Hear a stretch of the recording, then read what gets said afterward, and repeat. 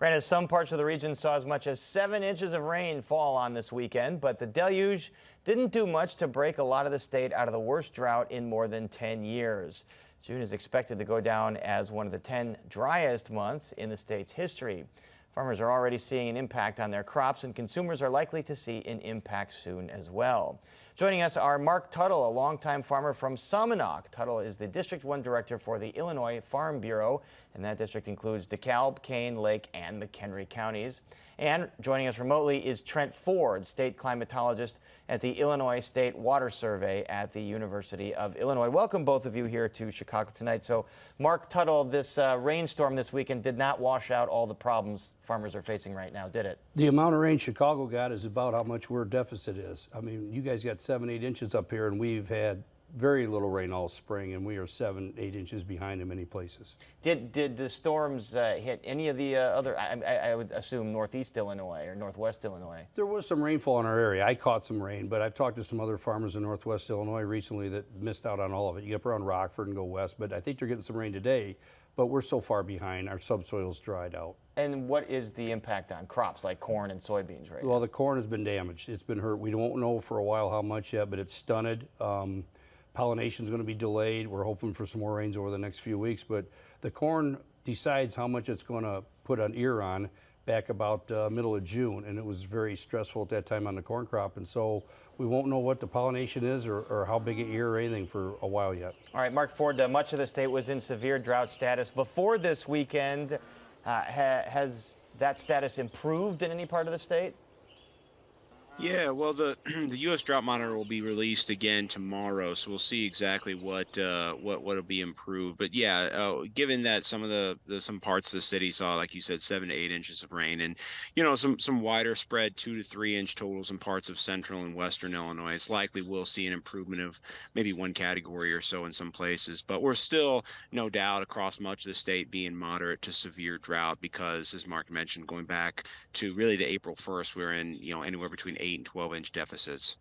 And you mentioned the impact, Mark, on crops. What's that going to mean for consumers looking for their corn in the next few months? I think the first thing they're going to see is their farmers markets here. Sweet corn should be hitting the roadside stands here any time, and I think they're really going to be delayed. I think they're going to have to hunt to find good sweet corn, and I drove by a couple fields on the way here that my neighbors have, and it really stunted. Doesn't look like it's going to produce much.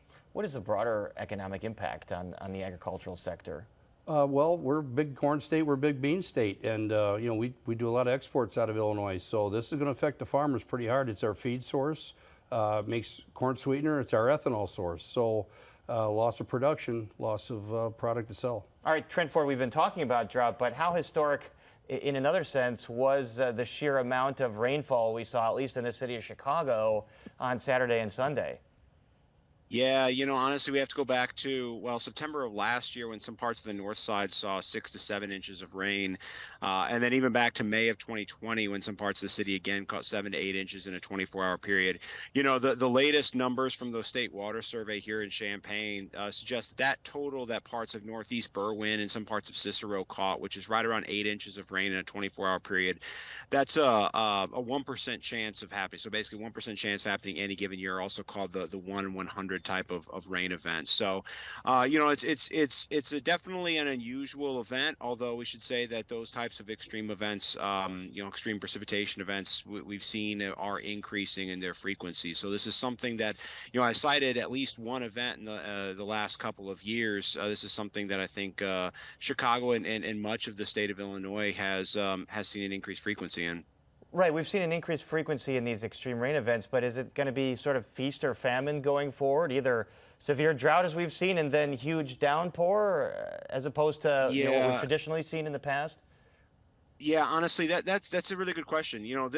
Hopefully this year we'll be getting the rest of this season. We'll be getting our rain totals in more reasonable amounts. 1 to 1 inch, 1.5 inch totals. But to be honest, this is something that models are really uncertain about when we project towards the future of precipitation variability, which is really what we're talking about here, where we go 90 days with very little rainfall.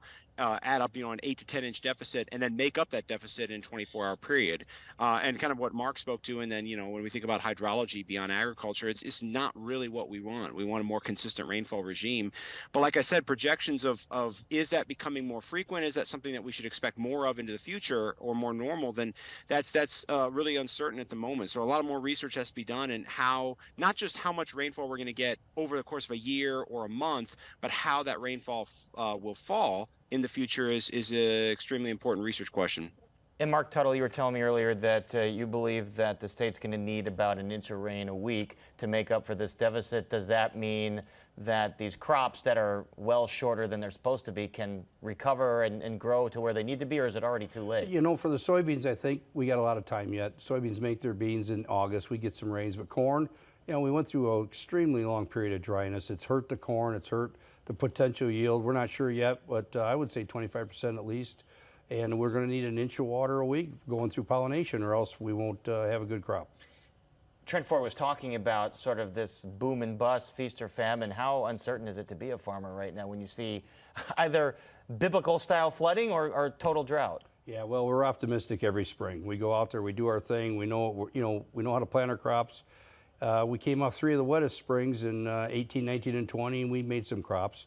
We bet on having a good normal growing season, and then during the year you just deal with other things like drought or flood or hail or something else that comes along. Well, as we mentioned, there is a storm moving through some of the far western suburbs right now and coming towards Chicago, so maybe that deficit will be made up. Our thanks to Mark Tuttle and Trent Ford. We appreciate you being here. Hey, thank you. Up next, will NASCAR make a return to Chicago next year? Our Spotlight Politics team on that and much more right after this.